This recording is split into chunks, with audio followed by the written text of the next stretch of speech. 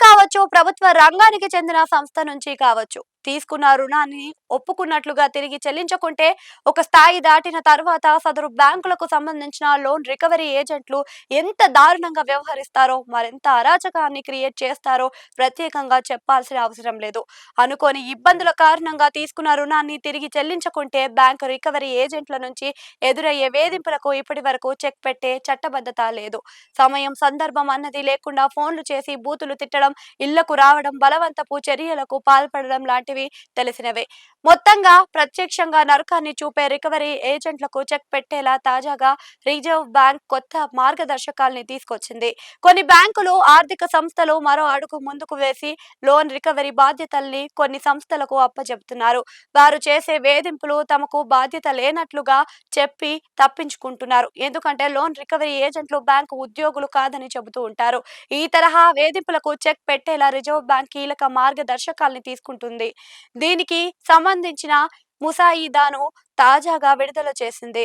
ఇందులో పలు కీలక మార్పుల్ని ప్రస్తావించారు. కొత్తగా తేవాలని భావిస్తున్న మార్గదర్శకాలపై ప్రజల అభిప్రాయాన్ని రిజర్వ్ బ్యాంక్ కోరుకుంది. ఈ నెల 31 లోపు ప్రజలు తమ అభిప్రాయాలు చెబితే తుది నిర్ణయం ఆర్బీఐ తీసుకొని అధికారికంగా విడుదల చేయనుంది. తాజా మార్గదర్శకాల ముసాయిదాలో లోన్ రికవరీ ఏజెంట్లు, లోన్ రికవరీ సంస్థలకు సంబంధించి స్పష్టమైన నిర్వచనాన్ని ఆర్బీఐ ఇవ్వటం గమనార్హం. అంతేకాదు, బ్యాంకుల తరపున ఏజెంట్లు చేసే తప్పులకు బ్యాంకులు బాధ్యత వహించేలా నిబంధనల్ని రూపొందించటం గమనార్హంగా కనిపిస్తుంది. లోన్ తీసుకున్న వారి రక్షణకు కొన్ని చర్యలను ప్రతిపాదించడం ఇందులో కీలకమైన అంశం. లోన్ రికవరీ కోసం ఏజెన్సీలు తమ ఏజెంట్లు ఎవరు పడితే వారికి నియమించడానికి వీల్లేదు. ఇప్పటికైతే కాస్త కండబలం, నోటి దుడుకుడు ఉన్న వారికి ప్రథమ ప్రాధాన్యత అన్నట్లుగా వ్యవహరిస్తున్నారన్న విమర్శ ఉంది. ఇప్పుడు ఆ తీరుకు చెక్ పడేలా ప్రతిపాదన చేసింది. దీని ప్రకారం Indian institute of banking and finance certificate ఉండాలి. ఒకవేళ అలాంటిది లేకుంటే అందుకు సమానమైన అర్హత ఉన్న వారికి మాత్రమే నియమించాల్సి ఉంటుంది. బ్యాంకుల తరపున పనిచేసే రికవరీ ఏజెన్సీల వివరాలను సదరు బ్యాంకులు తమ వెబ్సైట్లలో పెట్టాలి. లోన్ రికవరీ ఏజెంట్ల విధి నిర్వహణకు సంబంధించి ఖచ్చితమైన రూల్స్ ఉంటాయి. వాటిని పక్కాగా పాటించాల్సి ఉంటుంది. మొండి బకాయిలు లెక్క తేల్చాల్సిందిగా లోన్ రికవరీ ఏజెంట్లు ఎవరి ఇంటికైనా వెళ్లాల్సి వస్తే ఒక రోజు ముందే ఆ విషయాన్ని కస్టమర్ కు, బ్యాంకులకు సమాచారం ఇవ్వాల్సి ఉంటుంది.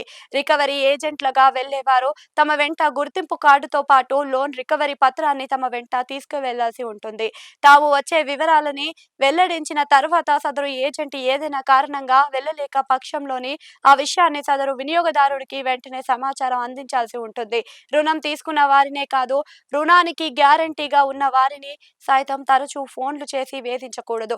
ఉదయం 8 గంటల నుంచి రాత్రి 7 గంటల లోపు మాత్రమే ఏజెంట్ల కస్టమర్లను సంప్రదించాల్సి ఉంటుంది. కస్టమర్ తో మర్యాదగా వ్యవహరించటం, కస్టమర్ పరువుకు భంగం వాటిల్లేలా వ్యవహరించకూడదు. తిట్టడం, వేధింపులకు గురి చేయడం నిషేధం. సరైన సమయంలో లోన్ చెల్లింపులు జరపాలని వారికి ఫోన్లు చేసి తిట్టడం, సదరు వ్యక్తి స్నేహితులకు, బంధువులకు ఫోన్లు చేసి చెబుతానని బెదిరింపులకు దిగటం లాంటివి చేయకూడదు. కస్టమర్ ఫోన్ నెంబర్, లోన్ వివరాలు, ఇతర వ్యక్తిగత వివరాలను సోషల్ మీడియాలో బ్యాంకు ఏజెంట్లు బయటపెట్టకూడదు. లోన్ రికవరీలో భాగంగా ఏజెంట్లు కానీ, బ్యాంకులు కానీ ఫోన్ చేసే సమయంలో ఆ కాల్స్ ను తప్పనిసరిగా రికార్డ్ చేయాల్సి ఉంటుంది. దీనికి సంబంధించిన అలర్ట్ల రికార్డులను భద్రపరచాలి. కస్టమర్ ఫోన్ డేటా బ్యాంకులు ఎట్టి పరిస్థితుల్లోనూ సేకరించకూడదు. ఏదైనా రుణంపై న్యాయ వివాదం ఏర్పడి అది కొనసాగుతున్న సమయంలో రికవరీ కోసం నియమించిన సంస్థను మార్చకూడదు. ఫోన్ కొనుగోలు ఈఎంఐ పద్ధతుల్లో తీసుకొని ఒక ఈఎంఐ కట్టని కారణంగా కస్టమర్ ఫోన్ ను బ్లాక్ చేయకూడదు.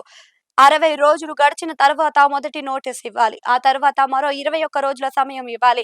అప్పుడు రెండో నోటీస్ ను ఇవ్వాలి. అలా ఇచ్చిన 7 రోజుల తర్వాత కూడా సదరు వినియోగదారుడు లోన్ మొత్తాన్ని చెల్లించకుంటే అతడి ఫోన్ ను పరిమితంగా బ్లాక్ చేయవచ్చు. కస్టమర్ ఫోన్ ను పరిమితంగా బ్లాక్ చేయాలని భావిస్తే తీసుకున్న అప్పు సదరు ఫోన్ కొనేందుకు మాత్రమే అయ్యే ఉండాలి. ఒకవేళ కస్టమర్ డబ్బులు చెల్లించిన తర్వాత ఆ ఫోన్ సేవల్ని పునరుద్ధరించుకుంటే ప్రతి గంటకు ₹250 చొప్పున వినియోగదారుడికి పరిహారం రూపంలో చెల్లించాల్సి ఉంటుంది. ఇలా పలు అంశాలని ముసాయిదాలో చేర్చారు. దీనిపై ప్రజల అభిప్రాయాన్ని సేకరించి తుది నిర్ణయాన్ని భారత రిజర్వ్ బ్యాంక్ ప్రకటిస్తుంది.